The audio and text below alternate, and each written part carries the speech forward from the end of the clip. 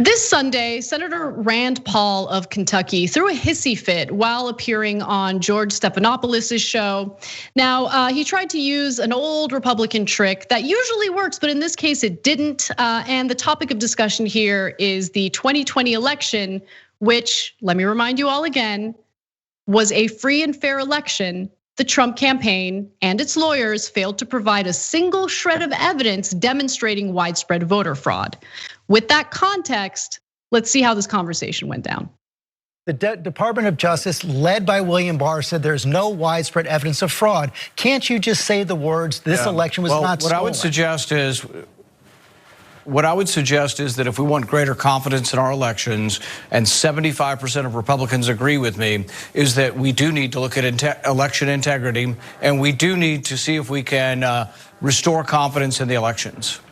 Well, 75% of Republicans agree with you because they were fed a big lie by President Trump and his supporters who say the election was stolen. Why can't you say? Well, I think where you make a mistake, and hey, George, where you make a mistake is that people coming from the liberal side like you immediately say everything's a lie instead of saying there are two sides to everything. Historically, what would happen is if I said that I thought there was fraud, you would interview someone else who said there wasn't. But now you insert yourself in the middle and say the absolute fact is that everything I'm saying is a lie. Well, because Senator, I said what the president said was a lie because he said, hold on a second. There are not two sides of the story. This has been looked at in every single state. The election results were certified in every single state. There are two sides to every story. George, you're forgetting who you are. You're forgetting who you are as a journalist if you think there's only one side. Ben, there are two sides to every story. And typically in politics, there's one side that's lying or lying more than the other side. In this case, the Trump campaign has lied. And that has led to riots in the Capitol. What is Rand Paul doing? And if there's any evidence to widespread voter fraud, and Rand Paul seems to think that there is, provide it, show us. But this two sides BS, that is not journalism. That has been, honestly, the fall of journalism in this country, the big flaw that we've seen over and over again. Yeah, no, I absolutely love that clip because it shows like Rand Paul is flailing, trying to say, wait a minute, this is not how it normally goes. You're not supposed to ask a follow-up question, George Stephanopoulos, but George was like, okay, I'm gonna be a real journalist today and I'm not gonna let you get away with this because there aren't two sides to every issue unless you're considering fact and fiction, opinion and fact, like truth versus the lies. So if you're considering it that way, then yeah, there are two sides and Rand Paul, your side is lying. Period. Yeah, that's exactly right. And I mean, we've seen this happen for years. I mean, they've stopped lately, but for years we saw that both sides-ism with incredibly critical topics like climate change. Like, oh, let's bring in our panel, let's get it done. Let's hear both sides of the climate change debate. There are no two sides. There's a wrong side and a right side. And we know that based on the climate science. We know that based on the corporate interests that are involved in the arguments made by the wrong side.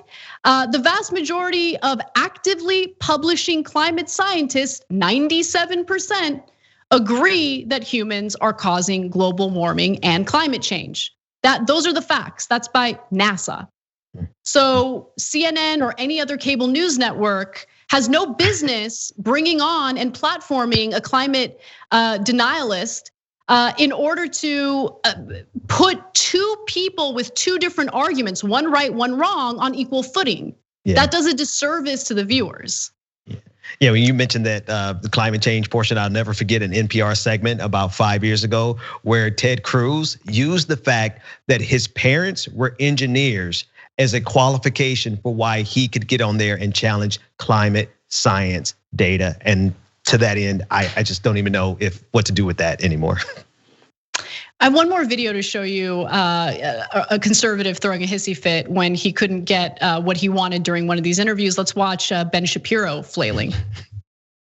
Why is it that a bill banning abortions after a woman has been pregnant for 6 weeks is not a return to the dark ages? What's your answer?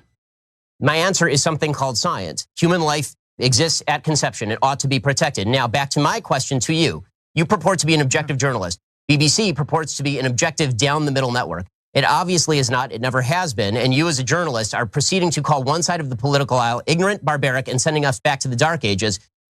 Why don't you just say that you're on the left? Is this so hard for you? Why can't you just be honest? Seriously, it's a serious question. Mr. Shapiro, if you only knew how ridiculous that statement is, you wouldn't have said it.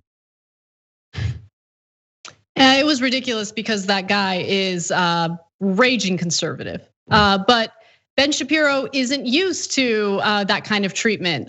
He's expecting to go on there and be able to air whatever political ideology he's got without any pushback at all. Like he just was totally shocked that there was pushback, and since there was pushback, well, he must be a liberal. This guy who's interviewing me just kind of shows you the difference between U.S. media and some media in the UK. You know what they say? Truth has a liberal bias, apparently. Yeah. I just think, if you have a strong case to make for any issue, be it political or otherwise, you should be welcoming toward pushback because you know yourself, you know your argument, and you have the receipts. Which is why I used to love it when Cuomo would invite me on CNN, mostly because I get to make my case and he would push back. But I liked that. The harder he'd push back, the more I would persuade through actual evidence. And that's what you should want to be welcoming toward. Thanks for watching The Young Turks, really appreciate it. Another way to show support is through YouTube memberships. You'll get to interact with us more. There's live chat emojis, badges. You've got emojis of me, Anna, John, JR. So those are super fun. But you also get playback of our exclusive member-only shows and specials right after they air. So all of that, all you gotta do is click that join button right underneath the video. Thank you.